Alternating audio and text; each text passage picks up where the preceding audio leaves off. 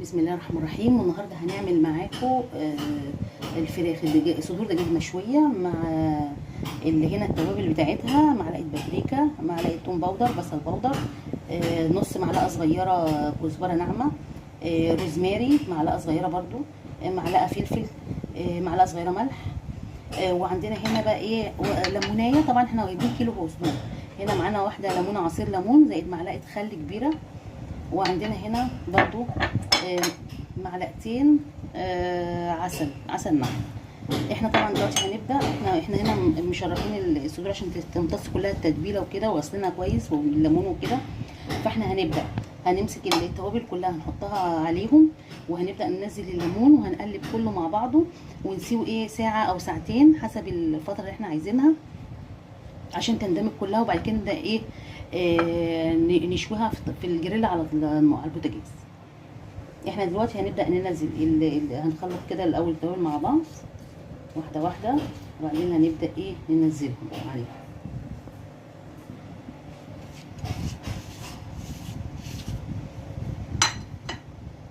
وهنا هنحط عصير الليمون والخل برضو، وهنا معلقتين العسل.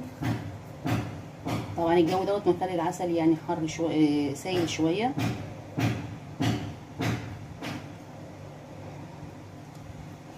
وهنبدأ نقلب كله مع بعض يا جماعة كده.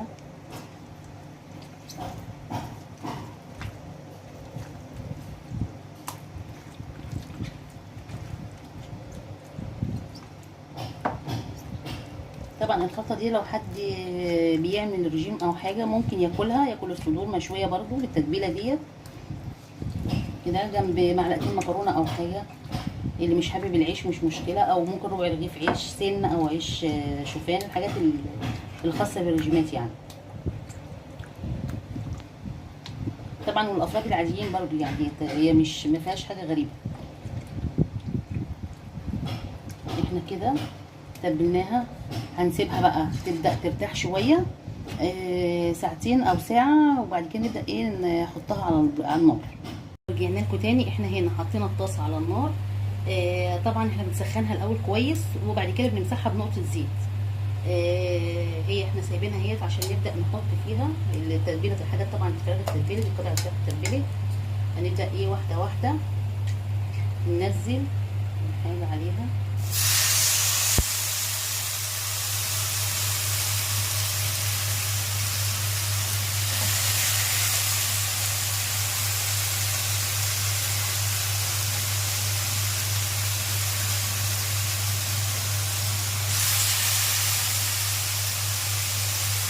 والريحه بقى الحقيقه بتاعت الروزماري والتتبيله كلها حاجه طالعه جميله هتعجبكم.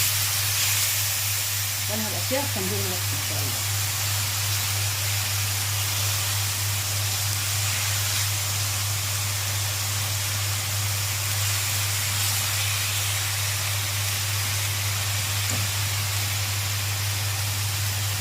احنا هنبدا نحطها كده علشان الوش ياخد الصدمه بتاعته ويستوي كويس. وبعد كده اول ما تبدا تستوي هنبدا نقلبها.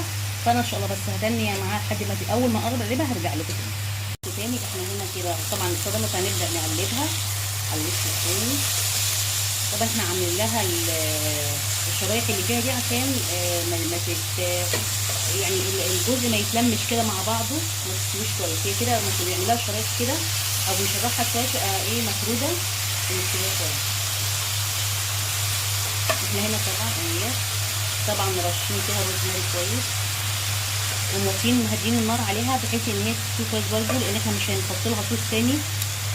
ممكن بقى بعد ما نخلص ممكن اي صوص باربيكيو، صويا صوص عايزين نضيفه عليها ونرشه عليها كده دبس رمان اللي يريحنا. بس احنا دلوقتي احنا بنسويها، واول ما تبدا تستوي الجزء دوت هنشيله ونرجع نوريه لكم تاني. احنا هنا الفراخ استوت اهي، فاحنا هنبدا نطلعها. هي الحتت اللي يعني مغمقه شويه دي من عشان العسل يا جماعه. احنا كل شويه احنا بنحمر الحاجه ممكن نتاكد بس ان الطاسه نظيفه، نمسحها بمنديل او حاجه بين يعني لما نيجي نحط ونشيل الفراخ او نقلبها ممكن نشيلها عشان بس العسل هو اللي بيغمق الحاجه ده. احنا كده طلعنا جزء اهوت. وانا ان شاء الله هكتب لكم المقادير. انا هكمل بقيه الفراخ، انا قلت بس اوريكم اللي طلع، اكمل الباقي وارجع لكم تاني. ورجعنا لكم تاني. احنا خلصنا هنا الفراخ وعملنا معاها هنا دي بطاطس مسلوقه وقطعنا شويه مكعبات، اللي حابب ياكل منها جنب الصدور طبعا. وهنا عملنا طبق سلطه بسيط يعني. وهنا عملنا هنا بدل الرز احنا عاملين لسان عصفور محمر زي الرز بالظبط يعني، مستوي زي نفس طريقه الرز، ومعاها قطعه الفراخ بتاعته. اللي حابب ياكل دوت لوحده، اللي حابب ياكل ده مع بعضه، البطاطس مع الفراخ. هي محطوط عليها الزعتر برضو، الروزماري معلش، الروزماري والملح والفلفل وشويه بابريكا، ومتشوحه في الطاسه بعد ما خلصنا الفراخ. طبعا بنمسحها عشان الفراخ التتبيله بتاعتها كانت فيها عسل، عشان ما يعملش اي بقع سودا مع البطاطس. لو عجبكم الفيديو لايك وشير وسبسكرايب، والهنا والشفا.